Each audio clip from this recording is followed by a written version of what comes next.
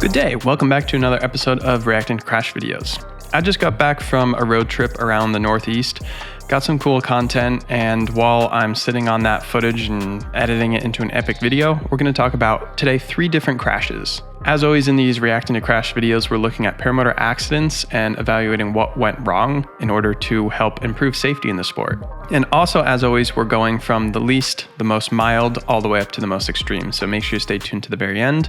And finally, if you like these videos, make sure you check out Risky Biscuits Co. at tuckergott.com, first link in the description. We've got paramotor related merch, as well as ozone wings, harnesses, reserves, e-props, propellers. Hit me up, info@tuckergott.com, if you have any questions, recommendations on wings. I'd be happy to help you out. So we've got 3 crazy videos in this episode. And this very first one, the most mild, is actually pretty extreme. I believe this crash took place in Brazil, and the paramotor pilot is hooking around on the beach, as I myself do quite often, until it goes terribly wrong. Buddy crashes down into the waves in probably the worst possible scenario.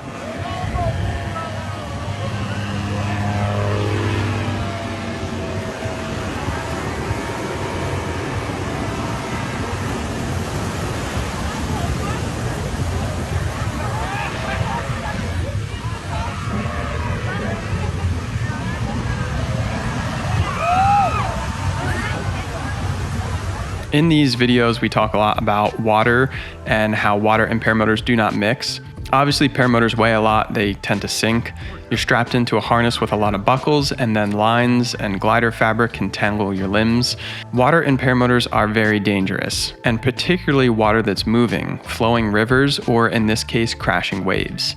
So this is kind of a worst case scenario. The pilot goes down in the surf and somehow, miraculously, apparently gets out and is saved. Immediately you see someone running to render aid. The video cuts out, but the story is that the pilot got out and is totally fine, which is very good news. Why he ended up in the surf, I would say maybe one of 2 things. Maybe the engine bogged, but it's really quite hard to tell in the video. More likely, I think it was just pilot error. Swooping too low on one of those turns and smacking into a wave. On to video number 2. This one is pretty crazy as well. This one involves a pilot that is entering a SAT. A SAT is a rotational aerobatic maneuver where the pilot and the wing are spiraling and the point of rotation is between the pilot and the wing. It's a pretty advanced maneuver, and one characteristic about this maneuver is that it loads a lot of G-force. So the pilot has to be ready to take that G-force and not black out, and the gear has to be incredibly strong to handle that force. In this case, I don't know what the deal was with the wing, but it tore in half. Obviously, that sort of thing is not supposed to happen, so I would want to assume that there was some type of damage or a repair or something going on with this wing. But the interesting part is when the pilot goes to throw his reserve, it looks as if he kind of fumbles the reserve and it doesn't deploy fully. He's in a mess of tangled lines, probably high G-forces, spinning, disorientation, and the pilot actually grabs the reserve and throws it kind of like a football and gets it out there into the wind and safely deploys it. I don't know many other details, but I would assume this pilot was all right. He got that reserve out and landed under the reserve. One thing I've been talking about more and more recently is gear checks, getting your gliders inspected, making sure that they're up to the right standards. Gear inspections can include tests of the line strength, porosity of the fabric, strength of the fabric, things of that like. I don't know if an actual check would have prevented this situation, but it's a good lesson to always get your wings inspected.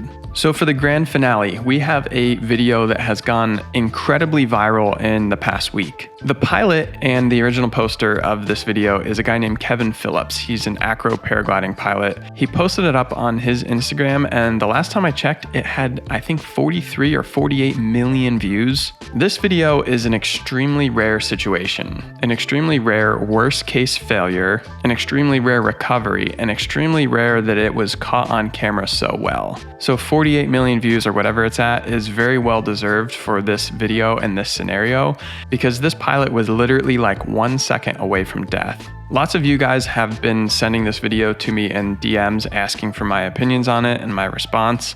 So here we are. Let's look at the video.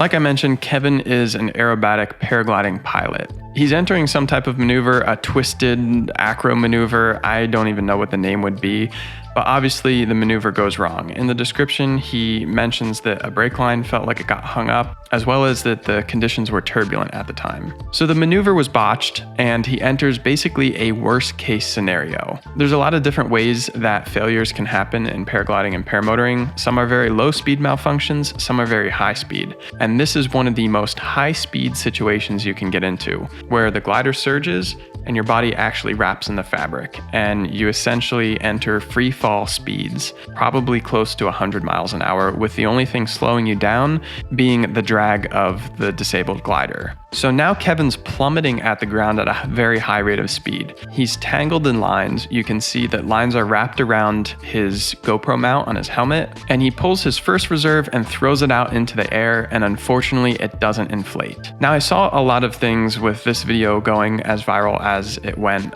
people just assuming that it was skydiving, and obviously this is not skydiving. In the world of skydiving, deploying a reserve it's scary, but it's a fairly safe and almost surefire way of recovering a situation. In skydiving, you pull a cutaway handle, you chop away the main canopy.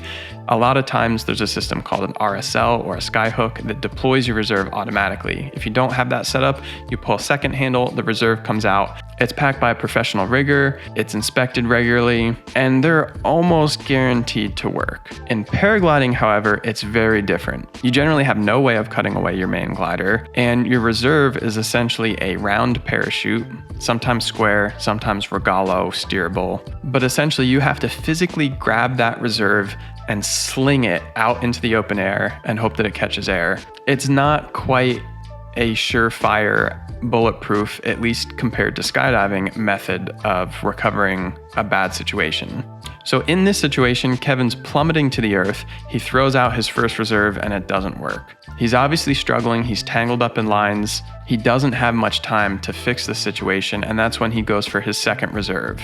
According to Kevin, in his calculations of the timing, he had approximately 1 to 2 seconds left before he was going to impact the ground, and what he did was he physically grabbed the D-bag that holds the reserve, pulls it off and throws it out into the wind, and his second reserve catches air just in the nick of time. And the biggest thing I have to commend Kevin on in this situation, obviously, is he's keeping his composure and he's fighting till the very end. I don't think there was a second of panic that he had whatsoever. He knew it was going horribly wrong, he dealt with it and fought it till the very end, and that's what kept him alive and that's what saved his life. A couple other lessons, he's doing paragliding aerobatics, which is a little bit higher risk than normal paragliding or normal paramotoring, and he's doing it at a very high altitude, which is one of the other things that probably helped save his life. Being up so high gave him time to recover a horrible situation. He was also flying with 2 reserves, which also helped save his life. And then the third thing was just Kevin keeping his composure and fighting this problem to the very end, not giving up, not panicking.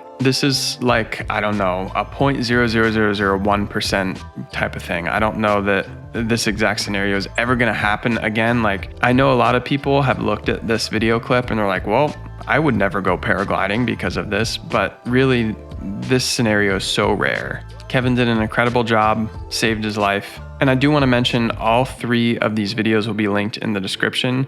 Make sure you check out Kevin's page because I just saw that he's going to be doing an interview on his whole breakdown of this scenario, which is obviously going to be much more encompassing than my personal breakdown looking at it from a distance. So make sure you follow Kevin, check out his stuff. So that's all I've got today, a water landing and 2 reserve throws. I hope you guys enjoyed. As always, check out Risky Biscuits Co. Make sure you subscribe, make sure you stay tuned because I'm going to be posting some road trip content. I also have a brand new paramotor waiting in my garage to be assembled. Till the next one, have fun, fly safe, peace.